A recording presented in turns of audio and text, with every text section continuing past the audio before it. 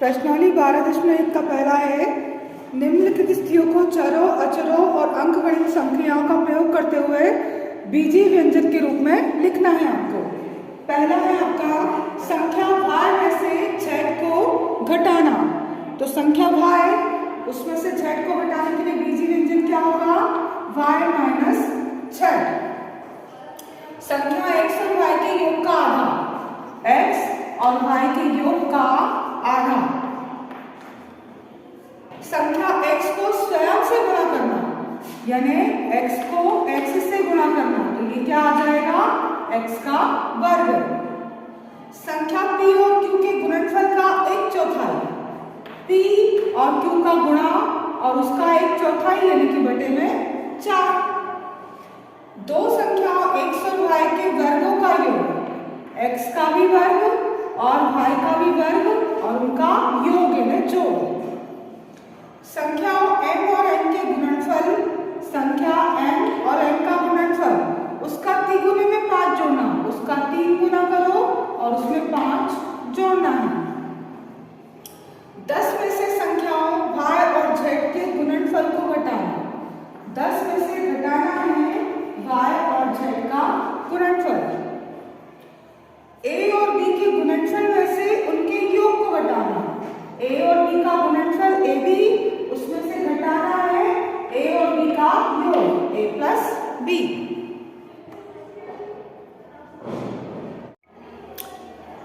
प्रश्न 2 है, व्यंजकों को पदों में उनके गुणनखंडों में और पेड़ में दर्शाना है आपको। व्यंजक है x माइनस 3, पद कितने हैं? इसमें 2 पद है, गुणनखंड है उसका x और माइनस 3, और पेड़ आगे में क्या होगा? एक x और माइनस 3।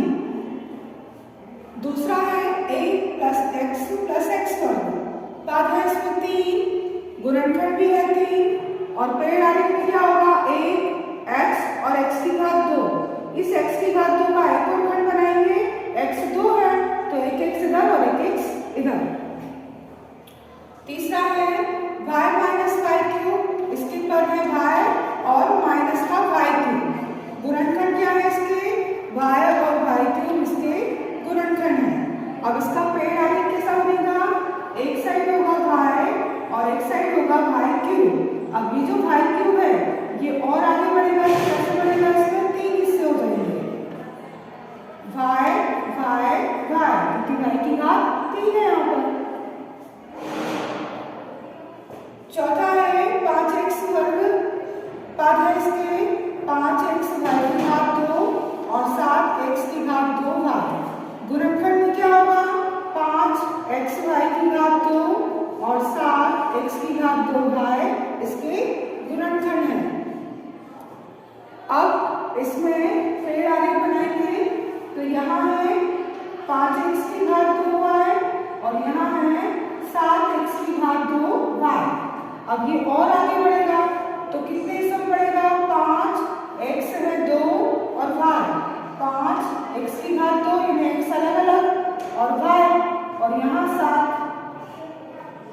7x की घात 2 और y।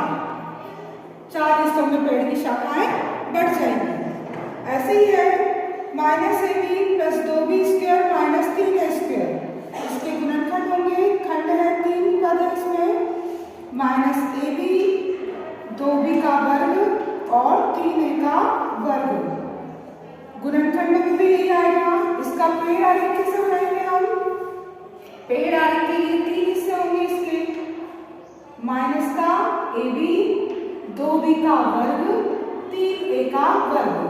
इसके 2 हिस्से होंगे फिर, माइनस a और b, इसके 3 हिस्से होंगे, 2b और b, और यहाँ इसके भी होंगे 3 हिस्से, 3 और a का वर्ग यानी a आएगा 2 बार।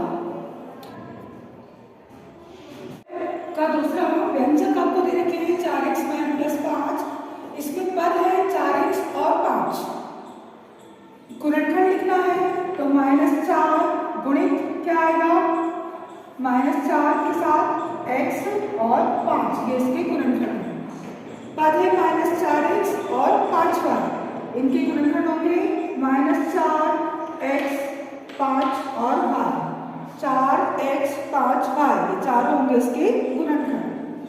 5y प्लस 3y की घात 2 में ही पद है दोनों, इनके गुणनखंड है 5 और y फिर 3 और y कितने हैं 2, 1y 2y। xy और 2x की घात 2 में ये दो पद है, गुणनखंड होगा 1x फिर 1y फिर 2 फिर x है 2 बार और y भी है 2 बार। यहाँ p q और q में दो पद है, गुणनखंड होंगे p q और q। 1.2 ab माइनस 2.4 b 3.6 तीन पद है यहाँ और गुणनखंड होंगे 1.2 फिर a फिर b फिर माइनस 2.4 फिर b फिर 3.6 और a, ये है इसके गुणनखंड।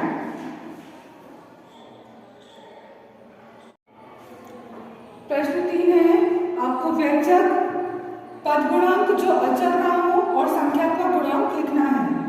पहला में देखिए 5 माइनस 3 टी की घात 2, तो जो अचर ना हो ये तो अचर है, जो अचर ना हो क्या है पद माइनस 3 टी की स्क्वायर और उसका संख्यात्मक गुणांक क्या है, संख्या क्या है उसमें माइनस 3।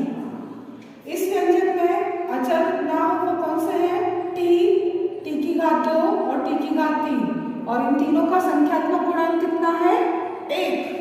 तीसरा है x प्लस 2y xy और 3y, इसमें जो अचर नहीं है वो कौन कौन से हैं, x ये भी अचर नहीं है, 2xy भी और 3y भी। इसका संख्यात्मक गुणांक है 1, इसका संख्यात्मक गुणांक है 2 और इसका संख्यात्मक गुणांक है 3। चौथा है 100n प्लस 1000n, तो अचर नहीं है कौन कौन से पद है 100n और 1000n, इसमें चर है ये अचर नहीं है। संख्यात्मक गुणांक है यहाँ 100 और 1000। माइनस p की घात 2 q की घात 2 और 7pq, ये है इसके पद गुणांक जो अचर नहीं है और संख्यात्मक गुणांक यहाँ क्या है -1, कुछ नहीं है तो क्या मानेंगे -1 और यहाँ है 7। यहाँ है 1.2a और 0.8 b, इनका संख्यात्मक गुणांक होगा 1.2 और 0.8। 3.14 r की घात 2 ये चर गुणांक है और यहाँ गुणांक है संख्यात्मक 3.14। यहाँ 2l और 2b, 2 का गुणा 1 में करेंगे तो 2l और 2 का b में करेंगे 2 भी होगा। इनके संख्यात्मक गुणांक क्या है दोनों के 2। फिर 0.1y और 0.01y की घात 2, ये है पद गुणांक जो अचर नहीं है और इनमें संख्यात्मक गुणांक है 0.1 और 0.01। प्रश्न 4 है, आपको वे पद पहचानना है जिनमें x के गुणांक हैं और उनमें से x का गुणांक लिखना भी है। पहले तो आपको पद कौन से पहचानना है इनमें से जिनमें x है, तो x यहाँ है y² x में और इस x का गुणांक क्या है, x के साथ जो संख्या होगी वह होगा उसका गुणांक, y² है x का गुणांक। यहाँ x वाला पद कौन सा है -8yx और यहाँ x के साथ क्या है x का गुणांक -8y, x को छोड़कर जो होगा वो x का गुणांक होगा। x प्लस y प्लस 2, यहाँ x वाला पद है सिंगल x और उसके साथ संख्या कुछ नहीं है तो क्या मानेंगे उसका गुणांक 1। यहाँ x वाला पद है zx, इसमें x के साथ क्या दिख रहा है आपको z। यहाँ x वाले दो पद है, x भी है और xy भी है, तो पहले पद में x का गुणांक है 1 और दूसरे में x का गुणांक क्या दिख रहा है y। यहाँ x वाला पद क्या है 12x y की घात 2, इसमें x को छोड़कर उसके गुणांक क्या है 12 y की घात 2, ये x के गुणांक हैं।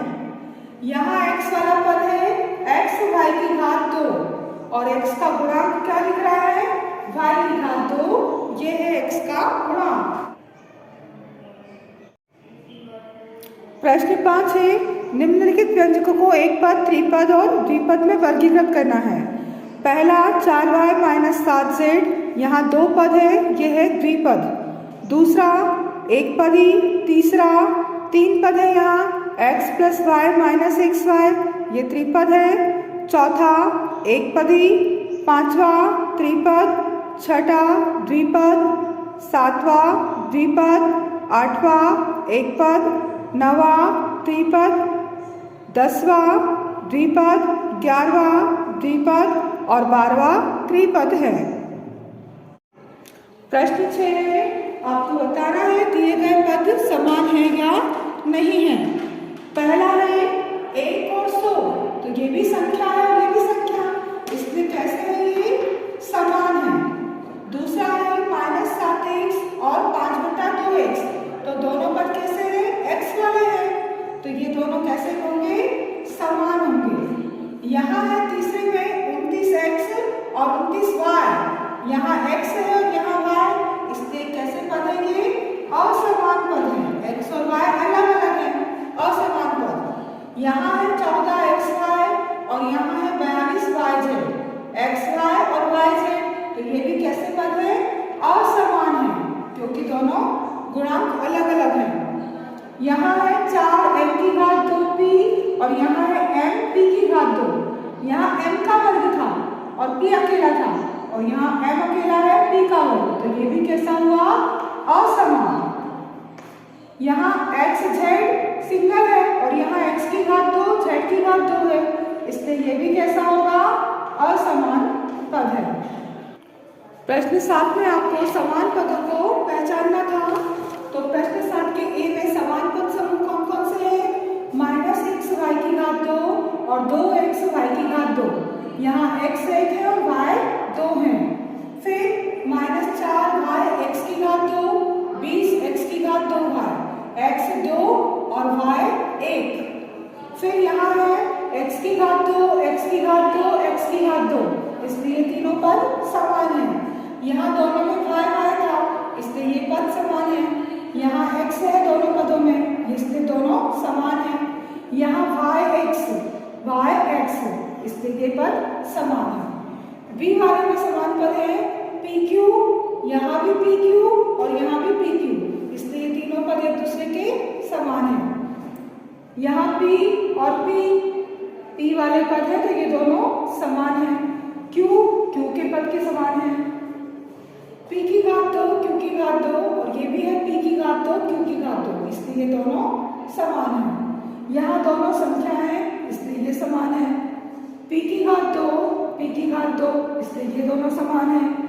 p⁵2 q, यहाँ भी p⁵2 q, इसलिए ये दोनों समान है।